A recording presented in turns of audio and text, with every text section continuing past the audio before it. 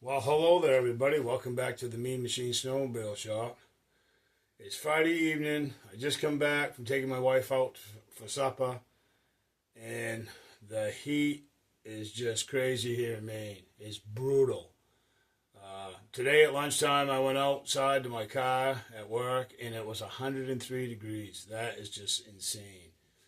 So, if anybody else is feeling the wrath of this heat wave that's going across the U.S. and anywhere else in the world, I hope you guys got some AC and plenty of water to drink. So, guys, I'm down here in the shop this evening. First of all, it's kind of like a shop talk that I'm going to do, but also, guys, I'm going to talk about the carburetor that we just put together in the last video. And there's a couple things that I want to show you when you build these single-cylinder race engines that will definitely help you and save you some aggravation because it's actually happened to me in the past. And I didn't have the throttle cable at the time. I still have a 2.5 slide. I'm working on getting a 3.0. Actually, I spoke with my brother, and I think that he has one. So he's going to check it out anyways. And if not, I think I can flip over a few rocks here and there, and I'll get one. But for now, for just for what we're doing here, it'll be okay. So, guys, first of all, I want to thank everybody who's been watching my videos and coming and hanging out here in the shop. I definitely have sled rescues coming up and some sled revivals. I'm going to be doing that soon. I am going to be pulling away from some motors. We do have a 340 Fanna that I do have to get together. So I'm going to be sharing some of that content. And, it's just, it's the last motor that I have apart that I had actually started quite some time ago. The bottom end's all together. It's all sealed. I have the cylinders sitting behind me. I don't know if you can see them or not, but usually in my other videos, they're sitting back here on my one of my toolboxes here in the shop. And basically, I just got to touch up the ports and then throw that together right in front of me. You guys can't see it, but I have a brand new gasket set to put on. But I want to go over a couple things. Like I said, we did the carburetor in the last video, and I'm going to just show you a few tricks of that. And I want to open it up right now with a shop talk as, okay, do you guys have any questions for me? Okay, is there something that you guys want to know about, if I've left something out with these race engines, building them, these single cylinders especially. I do have twin stuff that we're going to be getting into as well, but not right now. So, if you have any questions about snowmobiles in general or about oval track racing, I definitely do not know it all, and I learn every day. And when I go to the track, I learn. Well, it's a whole brand new learning experience. I mean, ice conditions, temperatures, it changes every time. For example, I can remember that we were testing one year and my sled was fast, and it was like, okay, I had a lot of confidence. The day before the race, we were testing, the sled went great, no issue at all, turned a bunch of laps, everything was fine. And we got to the race the next day, and the fellow driving, good friend of mine, his nickname is Harv, he was driving, and the sled couldn't even go 2 laps, and we was ahead. We were way ahead.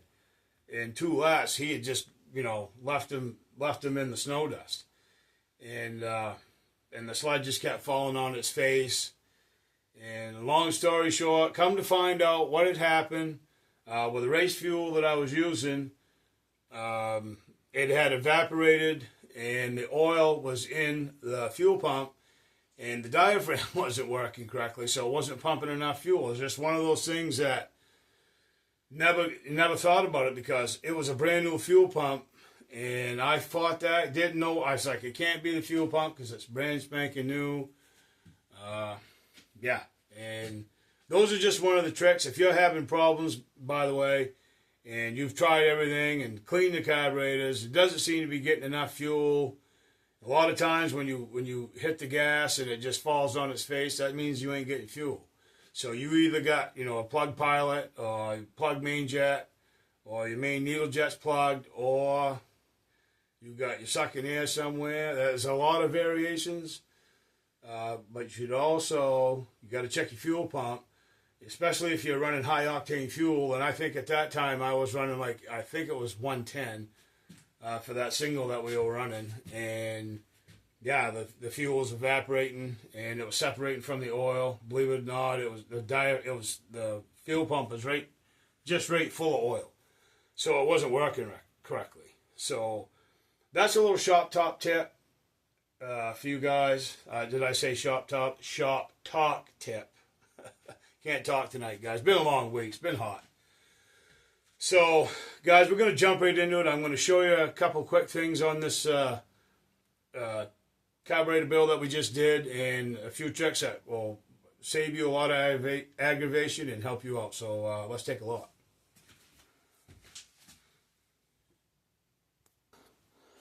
Okay, guys, so first of all, you probably can look at this spring and see that I've put two springs together, not just one, but two, okay? And why I do that, okay, because these single cylinders will shake. I mean, and what will happen is that your valve slide will just bounce up and down like this here in your carburetor as it's idling. And you won't be able to get your idling correctly. You just won't do it. You'll mess with it and mess with it and mess with it. And if you look right in the end of the throat of the carburetor, and I hopefully can try to get a shot of that.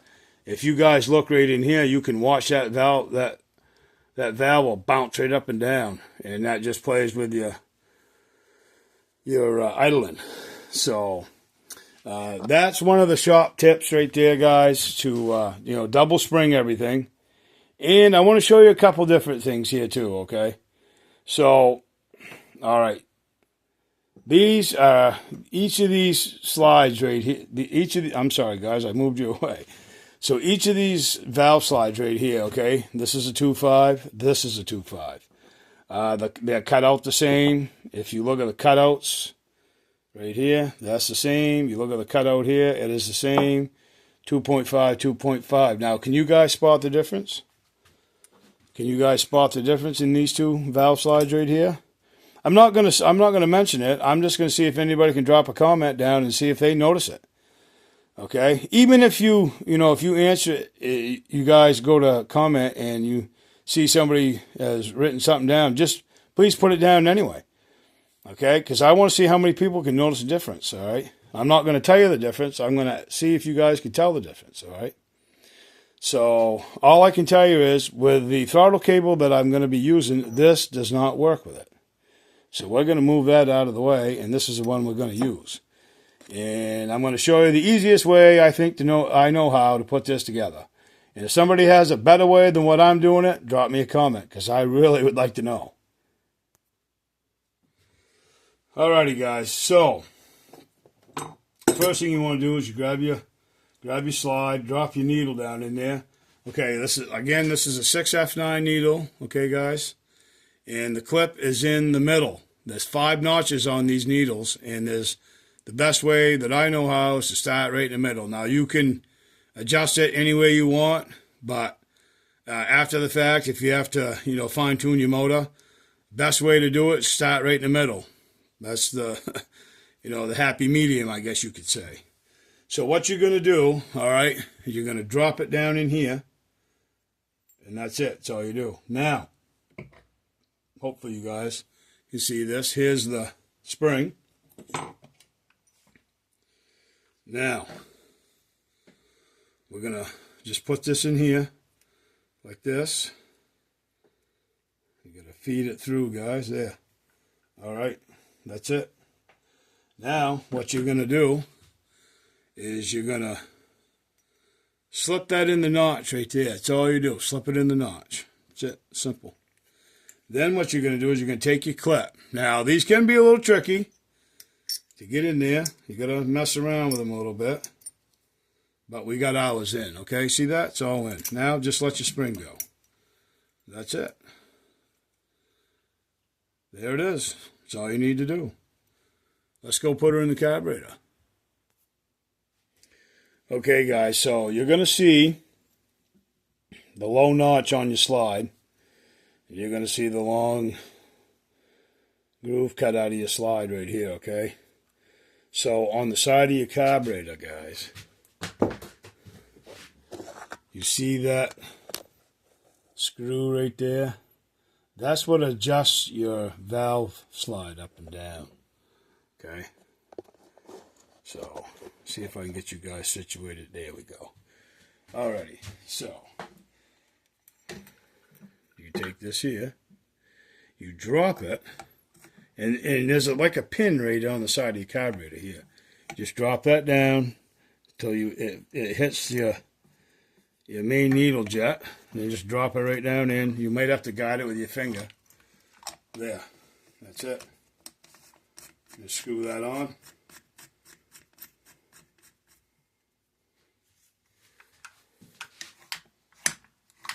Oh, yes. And that is what you want. Perfect. So, guys, that's probably going to be the throttle cable. I built that actually out of a triple cable. Maybe I'll cover that sometime as well. And I tried to pitch the motor when I built my intake so that I did a lot of messing around with it. And I think I got it pretty close. It should be good.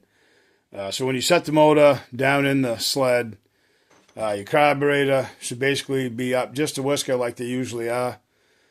And yeah, that's it. And guys, I got to admit, the more I look at this motor, the more it's really grown on me. Like I've said in the past videos, I was skeptical about building this motor. And you know what? I almost scrapped it. And I'm glad I didn't.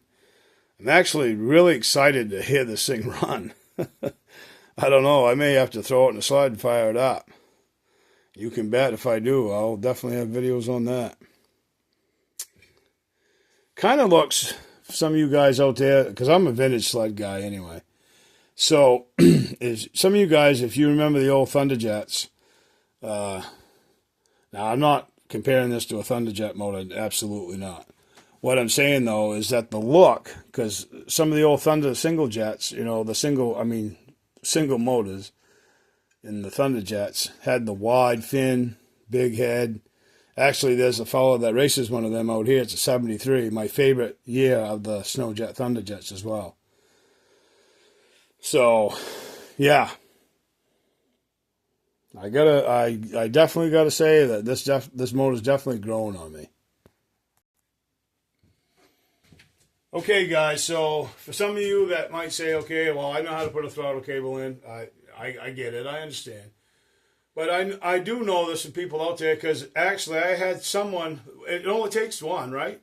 So I had somebody ask me, well, how do you do it? How do you set it up? I showed you the 1/4 inch, in the last video, I showed the 1/4 inch drill bit trick, okay? Now, that doesn't mean that your motor's going to be perfect, okay? You're going to have to probably mess with it a little bit. I mean, honestly, I don't think that I've ever set them with a bit and not had to turn them up and down a little bit and adjust my air on the side. So, that's what it is on that.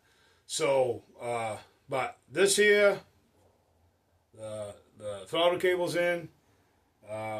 I think I got a good handle on a 3.0 slide. I think my brother's got one. If not, like I said, I can flip a couple other rocks over, and I'm pretty sure I can get one. Unless, like I said in the last video, if one falls out of a box around here, which could definitely happen. So, guys, that's pretty much it for this video. But I do want to encourage you guys to comment on the differences of the slides. And also, drop me a comment. Again, as I said, where are you guys watching from? What do are you guys finding this stuff interesting?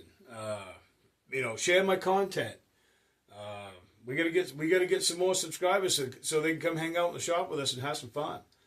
So, guys, thanks a lot for coming along the ride tonight. And like I always say, I hope you enjoy the rest of your evening, or if it's daytime, morning time, whenever you see this video. And may God bless.